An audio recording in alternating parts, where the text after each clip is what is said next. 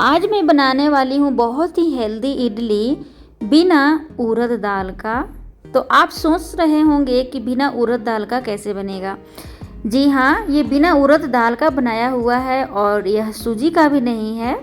इसे बनाया गया है चना दाल में, चना दाल और चावल में बनाया गया है। और आप देख सकते हैं कितना फ्लफी सॉफ्ट सा ये बनकर तैयार हुआ है और बहुत ही टेस्टी, बिल्कुल हेल्दी। तो अगर आप उड़द दाल खाना नहीं पसंद करते हैं तो आप इस तरह से चना दाल में इडली बना सकते हैं। इसके लिए मैंने क्या किया है कि जिस कप से चाय पीते हैं उसी कप से 1.5 कप मैंने चना दाल ले लिया है और 1.5 कप चना दाल के अनुसार उसका 2 गुना लूँगी चावल। तो 3 कप मैंने चावल ले लिया है। तो चावल मैंने लिया है बासमती चावल। अगर आप बासमती चावल में बनाते हैं तो काफ़ी टेस्टी बनकर हमारा जो इडली है तैयार होता है।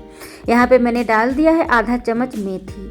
मेथी बिल्कुल ऑप्शनल है, अगर आप इसे डालते हैं तो बिल्कुल ही जैसे जो हमारे पेट में जाकर जो भी प्रॉब्लम क्रिएट करता है, चना दाल हो या फिर चावल हो, तो वो बिल्कुल ही डाइजेस्ट कर जाता है अगर हम मेथी डालते हैं। तो इसे काफ़ी अच्छी तरह से 4 से 5 पानी बदलते हुए धो लेना है।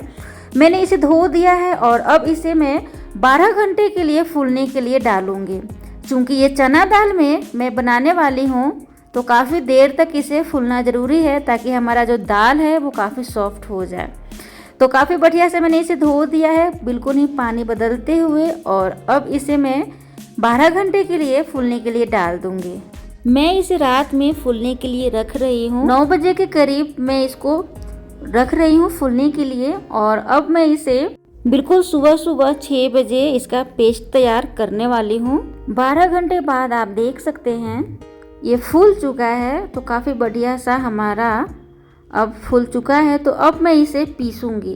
तो इसे पीसने के लिए मिक्सी जार लेना है। अगर आपके पास सिलवट्टे है तो सिलवट्टे पर भी पीस सकते हैं। तो यहाँ पे मैंने मिक्सी जार में इसे रख लिया है और पहले इसे बिना पानी का मैं पीसूँगी। तो जितना पानी चम्मच की सहायता से आ पाया है, इसमें है थोड़ा बहुत, तो उससे अधिक मैं नहीं डालूँगी। मैं बिना पानी का पहले इस तरह से पीस लूँगी। तो बिना पानी का दरदरा मैंने इसे पीस लिया है। अब मैं इसमें थोड़ा सा पानी डालूँगी। तो थोड़ा पानी डालूँगी, अधिक मात्रा में नहीं, तो थोड़ा ही पानी डालते हुए इसे गाढ़ा सा पेस्ट तैयार कर लेना है। ये वाली पानी का आप यूज मत कीजिएगा, जैसे इस पानी का यूज बिल्कुल नहीं करना है, उसमें आर्सेनिक हो जाता है। जब हम फूलने के लिए 12 घंटा के लिए डाल देते हैं ना, तो उस पानी में आर्सेनिक चला जाता है। इस कारण से वो पानी यूज नहीं करते हैं। अब मैंने इसे काफ़ी बढ़िया सा फाइन पेस्ट तैयार कर लिया है। चूँकि ये उड़द दाल का नहीं है, चना दाल का है, इस कारण से ये थोड़ा सा इस तरह से लिक्विड आपका बनकर तैयार होगा। इस तरह से आपका पेस्ट बनकर तैयार होगा तो डरने की कोई बात नहीं है। आप देख सकते हैं ये अधिक मात्रा में पतला भी नहीं है और अधिक मात्रा में गाढ़ा भी नहीं है। ये बिल्कुल कंसिस्टेंसी इसकी बराबर है। तो सभी को मैंने इसी तरह से पेस्ट बना लिया है। तो अब इसमें मैं डालूँगी स्वाद अनुसार नमक। नमक बिल्कुल ऑप्शनल है, मैंने डाला है ताकि अच्छा टेस्ट आ जाए। और यहाँ पे मैंने डाला है 1 चम्मच बेकिंग सोडा, जिसे मीठा सोडा कहते हैं। यह खाने वाला सोडा होता है। तो मैं 1 चम्मच मैंने डाल दिया है। तो सोडा का ही इस्तेमाल कीजिएगा, पाउडर, बेकिंग पाउडर का इस्तेमाल नहीं कीजिएगा। तो इस तरह से आपको डाल देना है और इस तरह से आपको फिर से 4 से 5 घंटे के लिए आपको छोड़ देना है। आप चाहें तो पूरी रात के लिए भी छोड़ दीजिएगा। 4 घंटे बाद मैं इसे बनाने वाली हूँ। 4 घंटा हो चुका है। 6 बजे मैंने सुबह इसका पेस्ट तैयार किया था और अब 10 बज रहे हैं। तो 10 बजे मैं इसका इडली बना रही हूँ। बनाने से पहले मैंने यहाँ पे लिया है इडली का सांचा। तो इडली के सांचा में मैंने डाल दिया है, मतलब लगा दिया है, पहले ग्रीस कर दिया है ऑयल। तो मैंने रिफाइंड ऑयल का प्रयोग किया है ताकि हमारा जो इडली है वो काफ़ी बढ़िया सा उखड़ जाए, मतलब निकल पाए, चिपके नहीं मेकर में। तो इस तरह से आपको भरना है। तो थोड़ा थोड़ा देते हुए भरना है, क्योंकि ये जब पकता है तो ऊपर की ओर फूलता है। इस कारण से ना एक दूसरे सांचा में चिपक जाता है। तो इसी कारण से थोड़ा थोड़ा आपको डालना है, पूरा फूल भर कर नहीं डालना है, वरना एक दूसरे में चिपक जाएगा तो इडली का जो जो होता है ना वो शेप बिगड़ जाता है, इस कारण से थोड़ा थोड़ा स्पेस दे दीजिएगा। तो इस तरह से मैंने स्पेस थोड़ा थोड़ा सभी में छोड़ दिया है।